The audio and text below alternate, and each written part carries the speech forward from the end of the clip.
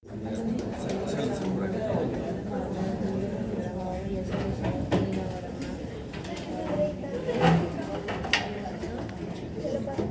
entonces vamos a seguir con la leishmaniasis.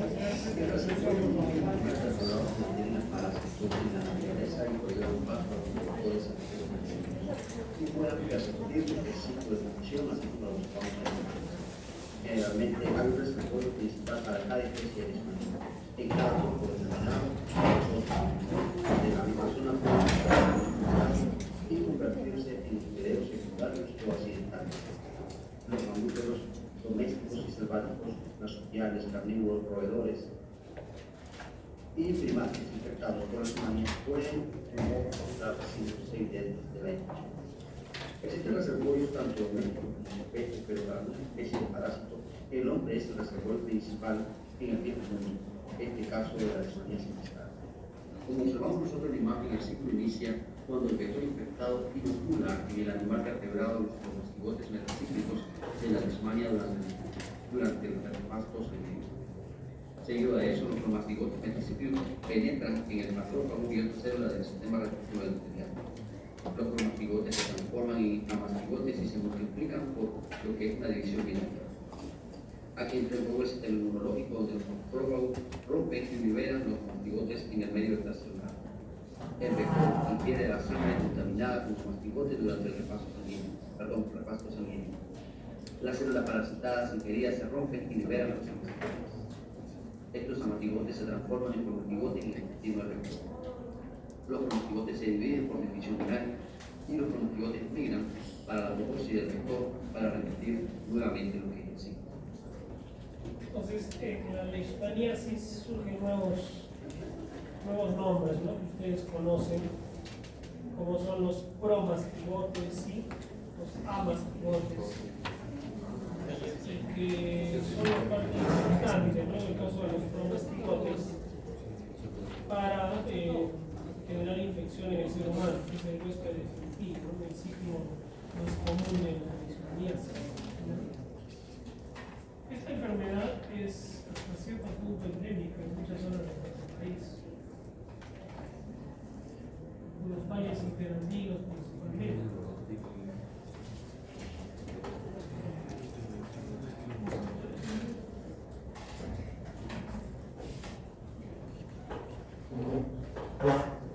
Por lo tanto, eso es lo que tenemos que aprender. Las dos formas más conocidas son la leishmaniasis cutánea, también llamada UTA en los valles interandinos, y la cutánea mucosa o espúnica. La leishmaniasis cutánea UTA es una variedad de leishmania peruviana en los valles interandinos, suele ser autolimitada, y el tratamiento, cierto que es la más común, esto es fundamental conocer. ¿No? Muchas veces esta leishmania cutánea no siempre se trata, se autolimita por cuestiones inmunológicas. Pero la mayoría de pacientes que ya tienen un daño térmico deben recibir tratamiento porque puede generar destrucción a nivel de la piel y lesiones crónicas como úlceras crónicas que pueden complicarse. Leishmaniasis cutánea mucosa o SPUM, esta es producida por la variedad brasiliensis. Es progresiva, esta es más profunda, destruye los cartílagos. Se introduce el parásito hasta comerse prácticamente el paladar, la nariz, incluso hasta la tráquea. Tener una gran deformación facial. ¿No? ¿Cómo se llama el mosquito? El flebotosis, ¿no? Se introducen los promastigotes, que como hemos visto, es lo que al final genera la infección o en el ciclo de vida de este parásito. ¿Cuál es el tratamiento disponible? Dos clases principales. Tenemos los trivalentes y los pentavalentes. De los más conocidos, el más utilizado, tenemos a los pentavalentes, que son el antimoniaco de melúmina y el más usado, el estivogluconato sódico. Evidentemente, al tener actividad sobre este parásito van a mejorar pues el cuadro clínico de la enfermedad cutánea mucosa. pentavalentes son los más utilizados porque son efectivos sobre los trivalentes y porque también tienen menos efectos adversos, menos tóxicos. ¿Qué es lo que hacen? Inhiben la glicólisis y la oxidación de ácidos grasos en los linfomas del parásito. El parásito no forma energía y este muere. Se administran por vía parenteral, es inyectable, vía intravenosa. Estos pentavalentes, como el estivogluconato sódico, que es el más utilizado, alcanzan concentraciones plasmáticas muy buenas, incluso llegando a casi todos los órganos. Estos pentavalentes se excretan principalmente por la orina. Vamos a ver entonces que el antimoniato de melamina, el estivogluconato sódico, de la clase pentavalente, son los más utilizados porque tienen un mejor perfil farmacológico.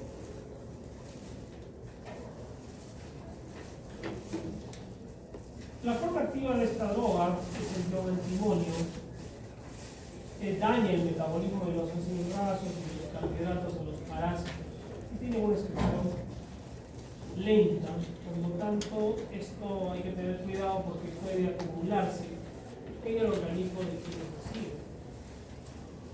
Como todo fármaco tiene efectos adversos y esta intoxicación puede ser aguda o puede ser subaguda.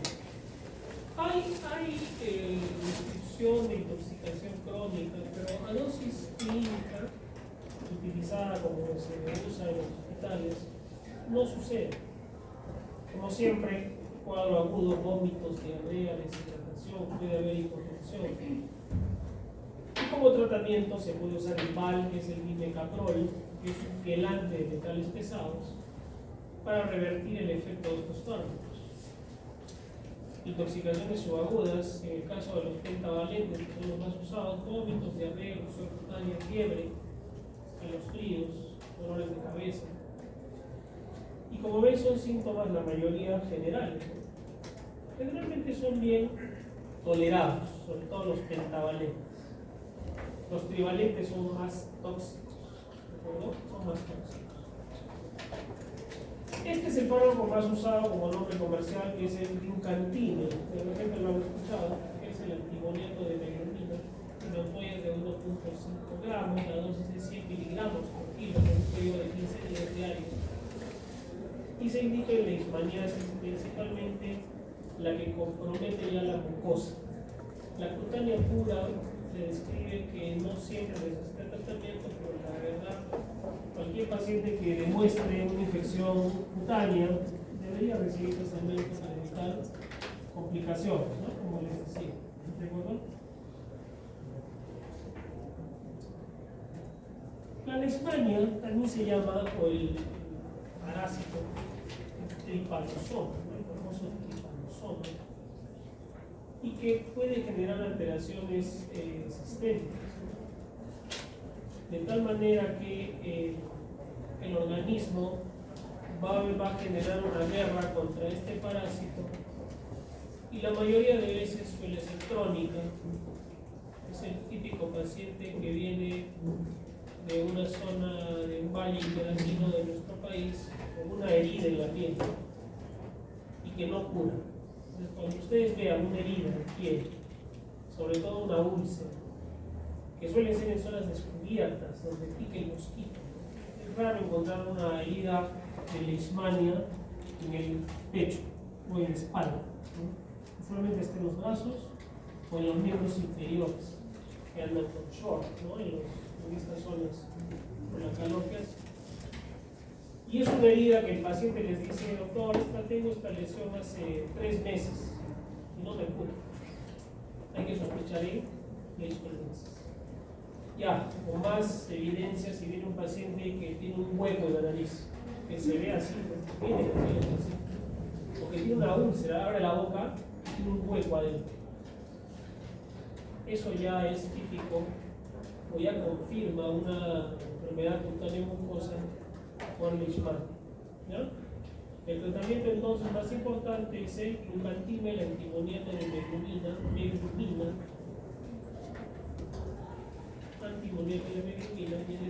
gluconato sódico. Los pentavalentes que son menos tóxicos y más eficaces. ¿De acuerdo? ¿Han visto alguna vez una úlcera por Leishmania? ¿No?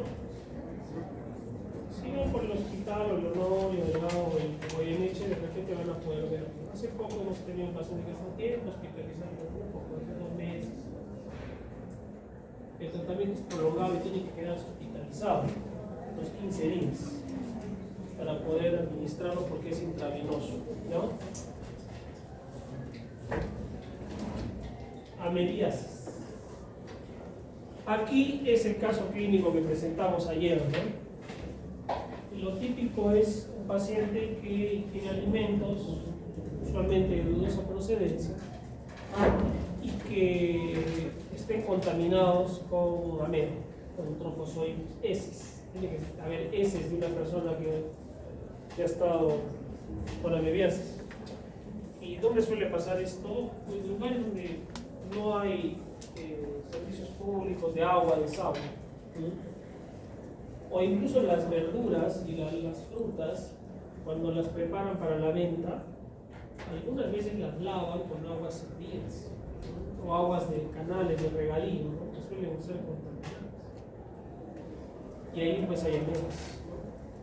Hay una ameba que es de vida libre, esa no la vamos a precisar porque siempre es un parásito como estas que viven en lagos, son las que están detenidas, ¿no? Entonces, si usted va alguna vez a un lago y que está ahí, me voy a meter al agua a nadar, hay que tener cuidado porque pueden haber amebas de vida libre, tipo la cantagoeva y la naegleria. Entonces, ¿qué hacen esas? Es la que le llaman, seguro que escuchaba la ameba con el cerebro. Es un drama eso realmente. Entonces, cuidado con las aguas estancadas. No vamos a hablar específicamente de esa, sino de la entamoeba histolítica.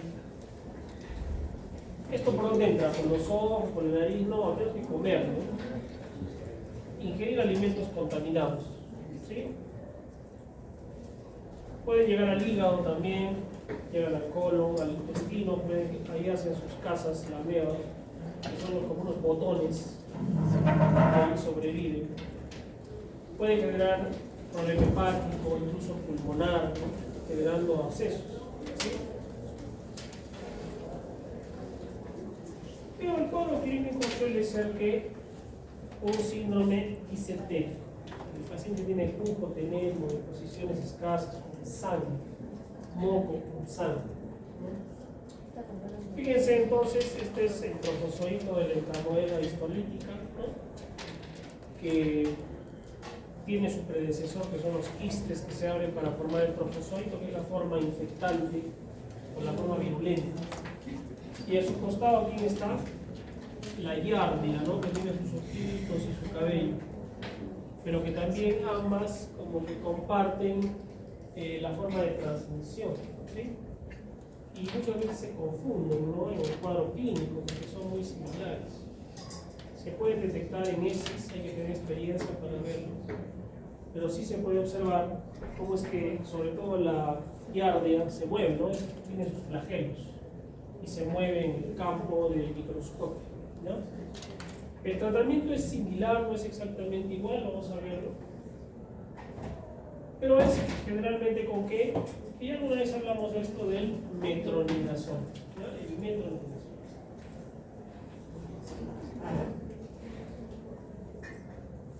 El metronidazol por sí solo, a la fecha, tiene efectos colaterales. Da un sabor metálico en la boca, es bastante gastrolesivo. Y por eso es que se desarrollaron nuevos fármacos como el timidazol, sobre todo el sectidazol, que es el más potente, pero también es más caro. Son derivados nitroimidazólicos, tiene un anillo nitroimidazólico. Y se utilizan no solo para amebiasis, sino también en tricomoniasis y yardiasis. La típica mnemotecnia del metro rail, el tren metro, ¿no? O el metro. está persiguiendo a quien y le dice get out of his way, fuera de mi camino, ¿no? Y es la mnemotecnia con el get. Yardia, entamoeba, histolítica y común. Están corriendo las tres. Y son cubiertas por metronidazol, por metronidazol, para que nunca se olvide. ¿Ya tienen ese libro? Es de microbiología hecho de... Entonces, metronidazol, reitero, es un de tricomona, ameba y yardia, ¿sí? Tiene una acción antibacteriana también contra Bacteroides fragilis, anaerobios y Clostridium.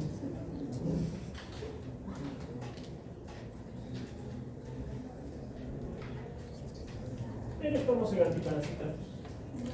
¿Qué hacen estos fármacos derivados nitroimidazólicos?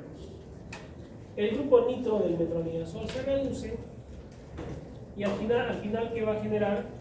Una combinación de en sus productos de metabolización con el ADN del parásito y lo va a dañar, va a hacer que muera, ¿no? ¿Cuáles son los efectos adversos principales?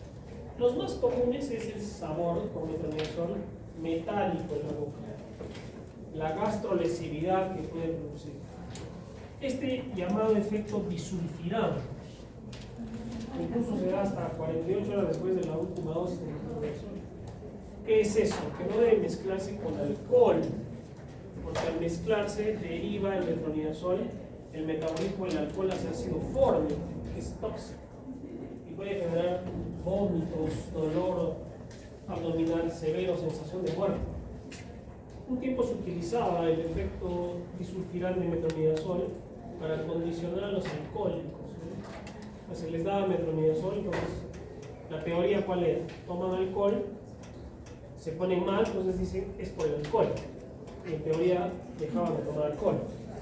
La verdad, a la fecha ya no se hace eso porque no lo va a tomar, pero se va a dar cuenta que es eso. No va a tomar, siendo un alcohólico lo manipulador que puede ser. No está recomendado en el primer trimestre del embarazo porque tiene que ver con daño al ADN, ¿no? Entonces, es teratogénico. No se debe usar en el primer trimestre, ¿ya?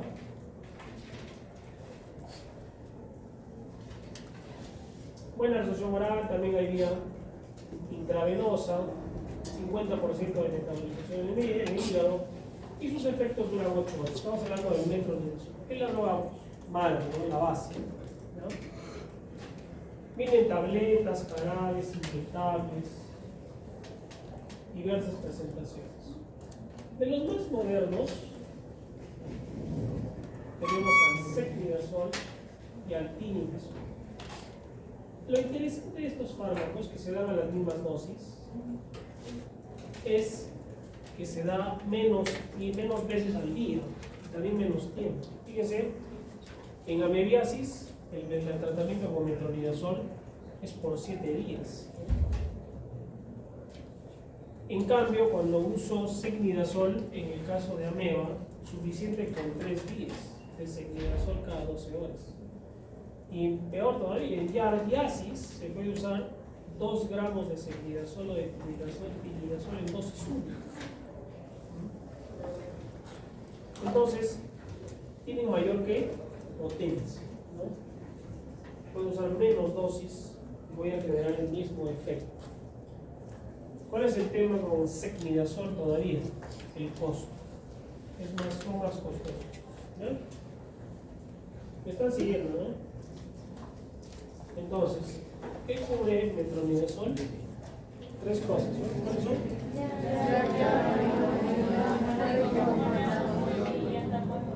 La nueva histolítica, ¿ya?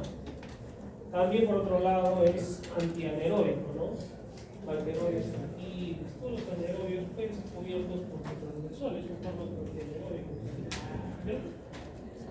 Entonces, yardiasis, tricomoneasis, amebiasis, infección por anaerobios, sobre todo bacteroides fragilis, también todos ellos pueden ser cubiertos por metronidazol, ¿sí? Creo que es lo más importante en el caso de la amebiasis, la prevención, ¿no? Hervir el agua, no lavarse las manos, evitar algún alimento de una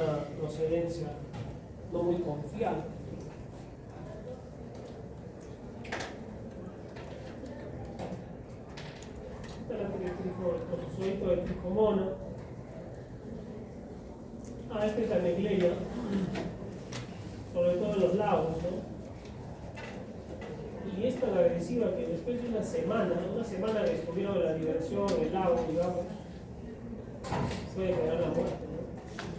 La Neigleria funke y la muere. ¿Ya? Muy bien, pues, ¿qué hemos estudiado hasta ahora? A ver, damos un recuento. ¿Qué hemos estudiado de ayer a hoy día? ¿Qué fármacos? Ayer.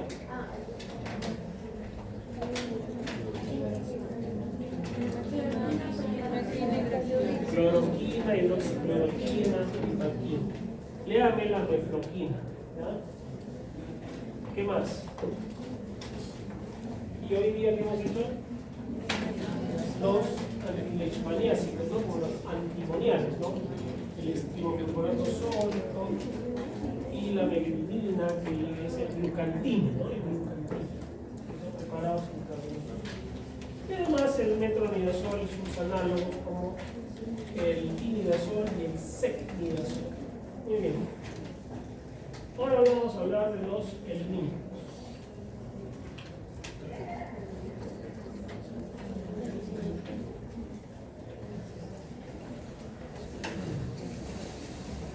Entonces ese es el Enterobius express, ¿no? Vermicularis, el Enterobius. Y que el Enterobius vermicularis es el gusano este que produce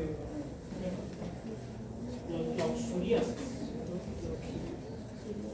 Y esto hace alusión a la prueba que es con la cinta Scotch, ¿no? El test de Graham, lo detiene la avenida Anus. Ahí lo detiene. Vamos a ver entonces cuáles son los fármacos que tienen que ver con los elimínicos, con los gusanos. ¿Recuerden qué gusanos han estudiado ustedes? ¿Recuerdan del Ascaris? Los tentáculos, los espiroides temporales, Enterobius, ¿no? Tenemos en primer lugar al tirantel, ¿ya? De origen sintético, es el pamoato del tirantel, es el más utilizado. Casi todos los fármacos frente a gusanos, que son digestivos, se dan vía oral, porque lo que quiero es que actúe el fármaco en la luz del intestino, porque ahí está el bicho, el gusano. ¿Qué hace? Se une a los receptores nicotínicos del parásito y bloquea su acetilcolinesterasa. ¿Qué sucede con el parásito? Se genera una contracción sostenida y una parálisis espástica. Si el parásito se paraliza, no tiene dónde agarrarse. Entonces sale en las heces. El pirantel, pamoato del pirantel principalmente, es efectivo contra Ascaris, Uncinarias y Enterobius vermicularis. Y el oxantel contra Trichuris.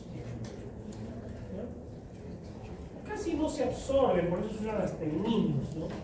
No son sistémicos, son fármacos de luz, ¿no?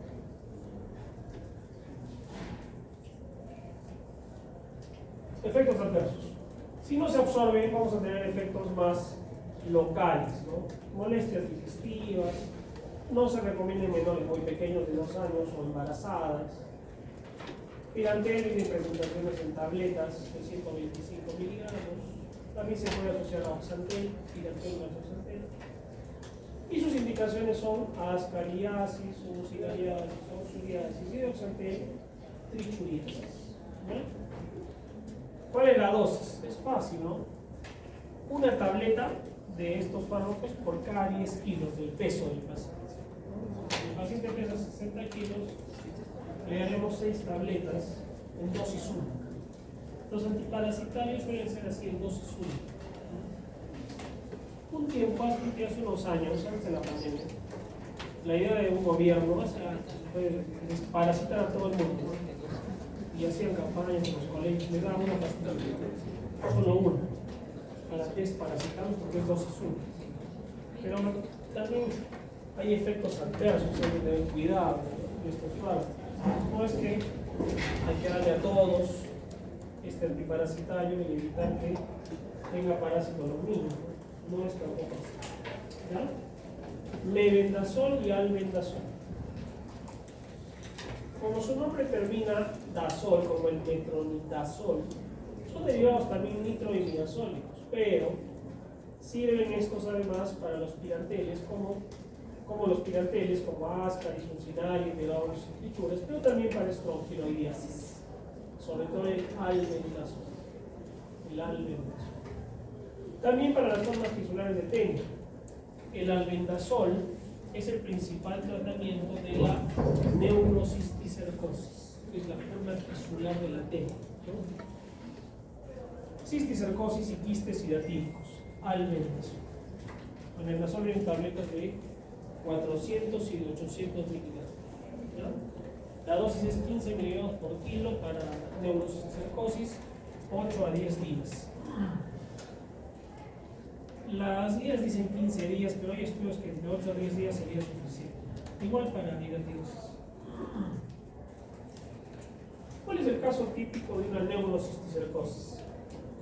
Es una persona adulta que presenta convulsiones, ¿no? Entonces ahí surge la pregunta de un examen. ¿Qué no sería para ustedes? ¿Cuál es la principal causa de convulsiones en el adulto? La neurocisticercosis en nuestro país. ¿Ya? Y en niños, la epilepsia primaria. ¿Ya? Entonces, si ustedes tienen una persona de 40 años que convulsiona de pronto y nunca ha convulsionado, ¿qué hay que hacer? Una tomografía cerebral, una resonancia. Y de repente van a ver puntitos blancos ahí. ¿Qué es eso? Eran ya cisticercos calcificados, probablemente. ¿Ya? Si están activos, que se puede ver ahí en una imagen, tendríamos que darle tratamiento con albendazol. ¿Ya? Con albendazol.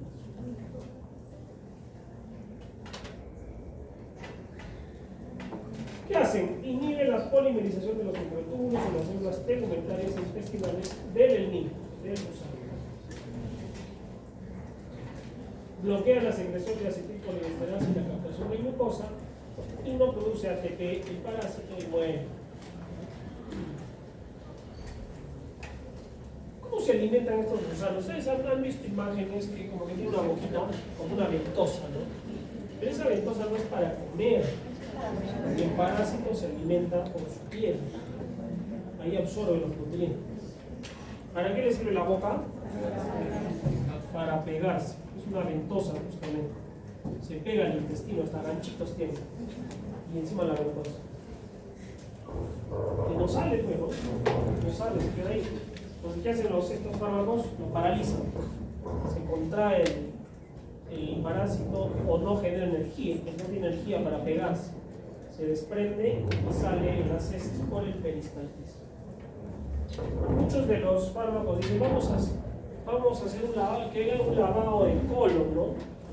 ¿Cómo le llaman? Cuando le hizo una limpieza del colon, hay mamás ¿sabes que tienes? ¿Cómo? No.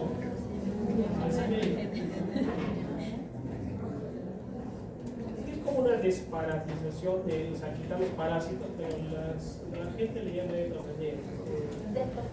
¿Qué?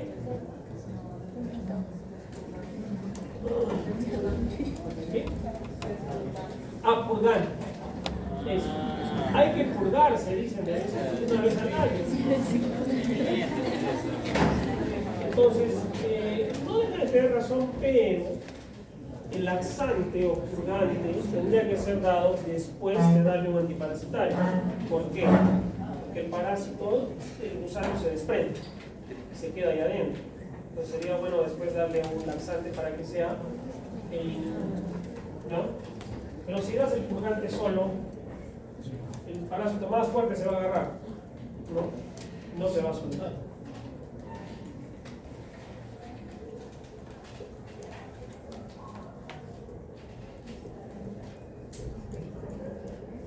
La primera droga fue el mebendazol, de las más antiguas. El albendazol es más activo que el mebendazol, por eso es el más moderno. Es menos tóxico también el albendazol, ¿sí? Y por eso es el más utilizado. No hay mebendazol ya. Lo que más usamos es albendazol de 400 miligramos.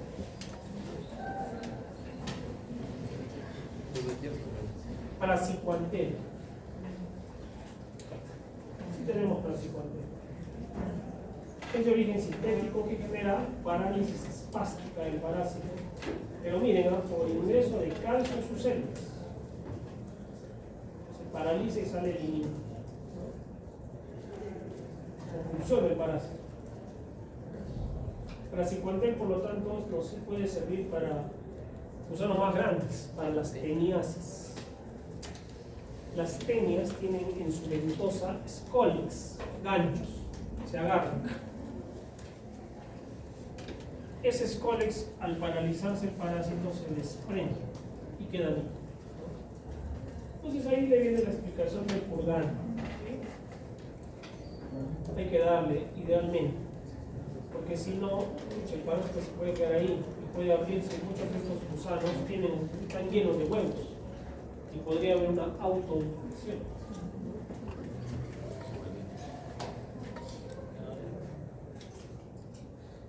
Pregunta que siempre preguntan los familiares, ustedes que ya han hecho parasitología. Doctor, si ayer he comido un chancho en Guanajuato, me va a dar cisticercosis. ¿Por qué? Es empamillado. Lo que tienen que ingerir son los huevos del parásito. ¿Y dónde están los huevos del parásito? Por eso no hay que estar besando a los perritos, porque puede tener su boca, sobre todo en las chacras, ¿no? ¿Sí? ¿Y qué pasa? Hay vacas, hay cerdos, ¿no? Ovejas, tienen de repente cerdos, tienen parásitos, hacen sus heces en el campo. Viene el perrito del campo, lame todo, luego tú llegas, ¡ay, qué bonito perrito! Y ya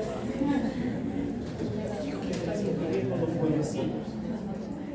Y eso sí puede generar una forma tisular de un parásito. Es de la tenia sol, ¿no? En el cerdo. ¿Ya? Entonces, no es cierto que vas a comer acá un chicharrón de chancho y ya te va a salir parásitos del cerebro. Bueno, tampoco te vas a ir a comer un chicharrón que esté crudo, bueno. Te va a dar otra cosa, pero no es eso. Y entonces esa es la respuesta que tienen que dar, porque hace poco una mamá, no, estaba en el Cusco y me sirvieron un chicharrón. Y al otro día nos dio diarrea. Tengo miedo que tengamos ya la tenia, cisticerco. No, pues probablemente no fue chancho, sino. ¿Y con qué los comiste? Con ensalada. Entonces, las ensaladas crudas, el ají que venden en la mayoría de estos sitios, si sobra, ¿qué hacen? Lo congelan. Y al otro día lo vuelven a sacar. Te lo comen rico. La cebolla, el tomate, que son crudas, las lavan así, ¿no? Una pasada nomás. Y la manipulación, ¿será buena manipulación? Entonces, si van a algún lugar, van a estar, digamos, no digo dónde, pero un lugar fuera, no coman ensalada cruda, no coman ají, o una mayonesa casera. Peor si es un lugar en la selva que hace mucha calor, hay que tener cuidado, ¿no? De preferencia, ¿qué voy a comer? Alimentos bien cocidos. Bien cocidos. Y ustedes también lávense las manos, ¿no? Si vas con las manos sucias de todo lo que has agarrado, también uno puede infectar. Entonces, praziquantel está indicado en teniasis en todas sus formas, también en cisticercosis, pero en elección es el albendazol. No se debe dar en cisticercosis ocular, ¿por qué? Porque si el cisticerco está en el ojo y generamos destrucción de este, puede hacerle más daño al ojo. Es más, cuando hay un cisticerco cerebral, se tiene que asociar corticoides, porque si no vas a generar por la muerte del parásito, si genera edema, inflamación y hepatitis se pone peor. Entonces se le debe asociar antes, durante y después del tratamiento el corticoide. El dexametasona, ¿no? Ya sabe por qué. La niclosamida. También contra las teniasis, saginata, solio, iminolecisnana, dipilobotio, imperobius. ¿Sí? Inhiben la fosforilación aeróbica del ADP en las mitocondrias del parásito. Disminuyen la captación de glucosa, se quedan sin comida e inhiben su respiración. Todo eso. Me voy ahogado y de hambre. Y el parásito o cualquier ser va a buscar pues, sobrevivir, ¿no? Entonces ya se están presentando parásitos resistentes a los antiparasitantes. De allí que se usaba mebendazol y ahora mejor es albendazol, igual que praziquantel. Incluso esta niclosamida ya hay mucha resistencia. Y al igual que las bacterias, estamos teniendo problemas, ¿no? Son de luz también, igual la niclosamida, igual que los anteriores, estudia la genia de la mucosa. Algunas molestias digestivas porque no se absorben. Pregunta de examen. Estos fármacos son de luz y te viene una embarazada que te dice que les están saliendo los gusanos por el fótico. ¿Qué hacemos? ¿Le podemos dar estos fármacos? Sí, sí, porque no son sistémicos. 98% de todos estos fármacos actúan en la luz intestinal. Entonces podemos utilizarlos. ¿Qué otro fármaco era útil en embarazadas? En una diarrea bacteriana, la furasolidona. La furasolidona también podemos usar. Hay uno parecido a la furasolidona que es la difuroxacida, que es más moderno. También se puede usar en niños. Hay jarabes de furasolidona en sabor a plátano. En niños. Porque no se absorben. Igual los antiparasitarios no se absorben, entonces se puede usar en niños. Siempre que tengo a los niños muy chiquitos, ¿no? 1 año, menos de 1 año. Pero también es relativo su uso, ¿no? Entonces la indicación de niclosamida es igual, teniasis y uxuriasis, pudiendo ser utilizadas en embarazadas porque no se absorben. ¿De acuerdo? Ahora puede haber una embarazada con teniasis, claro, ¿no? Y no debería, porque decíamos ayer, si una mujer está embarazada no se va a ir para escalar el Nistro, aunque ha pasado, a veces gente que viene de otros países, estás embarazada y quería ir a hacer trekking, alcohol, y después apenas aborto.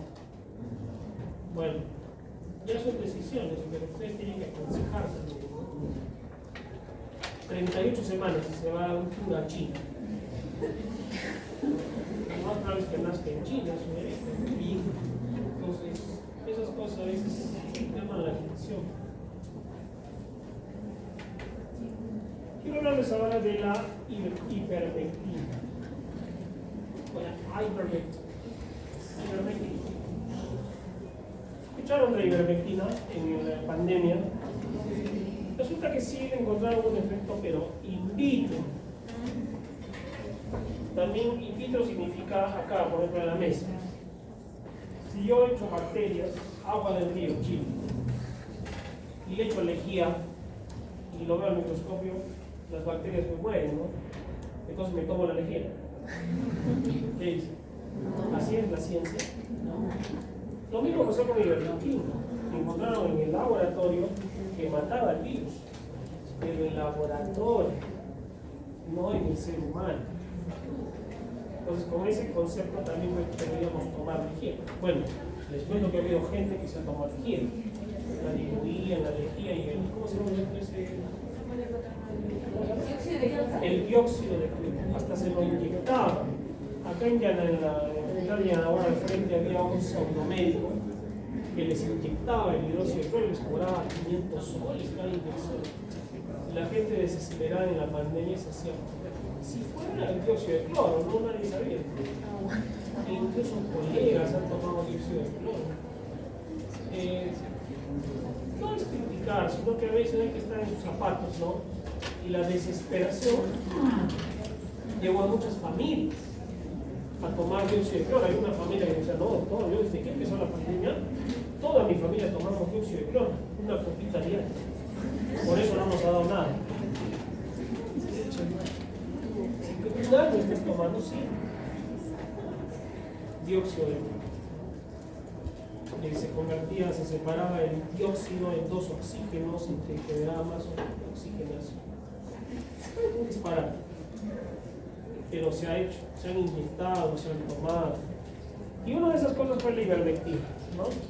Entonces, la ivermectina, ¿qué es lo que hace?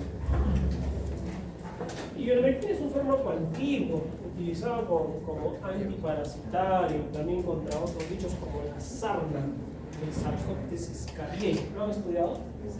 Uno que parece un cangrejo chiquitito. Sarcoptes, que produce la escariosis, la sarna, el rascarrasca. Ya lo van a estudiar. Esta se une con gran afinidad a los canales de cloro dependiendo del glutamato presentes en las uniones neuromusculares de los nemátodos, que genera hiperpolarización de la membrana neuronal y genera parálisis plástica. ¿Qué pueden ver en común de todo lo que hemos estudiado hasta ahora de los gusanos? Que todo lo que hacen que buscan paralizarlo al gusano para que no se agarre y se caiga, ¿no? ¿Ya? Y se elimina. La ivermectina, este es el COVID, ya le hemos hablado de eso, no sirve todo. ¿Ya? A veces, bueno, la evidencia no demoró mucho en salir en realidad, ¿no? Pero creo que era más la desesperación, no morir, o evitar que me dé COVID. Y mucha gente tomó ivermectina.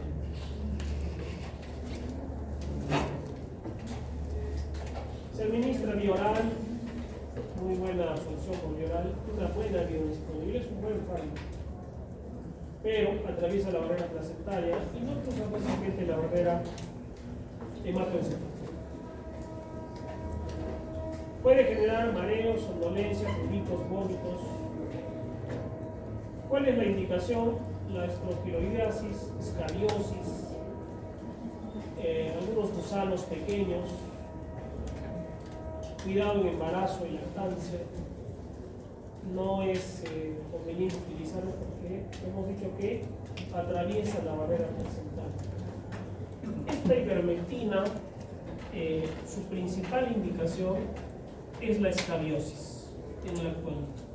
Cuando tenemos un paciente con la típica es que se rasca todo el cuerpo. Ustedes lo examinan y tiene signos de rascado, heridas. ¿Cuál es el examen? Es un raspado de la piel con vidrio, con la lámina, portogil y el portoobjeto. Entonces el laboratorio rasca esa zona que está lesionada, lo cubre, le echa un líquido especial, la mira y se ve, es como un cangrejito, como un cangrejo chico. Tiene sus patitas, como una arañita pequeña. Es el Sarcoptes scariae, que produce la escabiosis, la sarna. ¿Y por qué era eso? Mala higiene y hacinamiento. Es muy contagioso, de persona a persona en hacinamiento. Pero principalmente mala higiene. ¿Ya? Lo interesante es que ivermectina lo cura, lo trata acetaminofén. Una gota por kilo, 3 días, una por día, una dosis, chao, se acabó el bicho. Y se usan unas lociones, que es el benzoato de benzina. Benzoato de benzina. Eso como loción. Incluso ahora hay jabones, obviamente hay que recomendarle baño diario.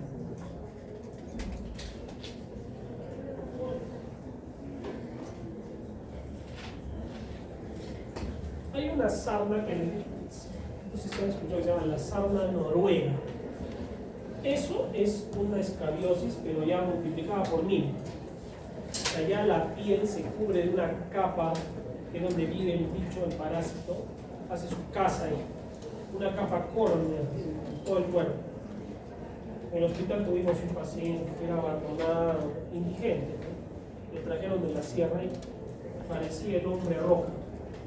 O sea, que toda su piel estaba cubierta, las espadas así se desprendían. Y solo de una lesión aquí salían, tenía miles de bichos. Entonces hay que hacer baño diario, limpieza con mensual, mayor cantidad de días de ivermectina. Más complejo el tratamiento de la sarna noruega. La buscan, más complejo, ¿no? Muy bien. Preguntas.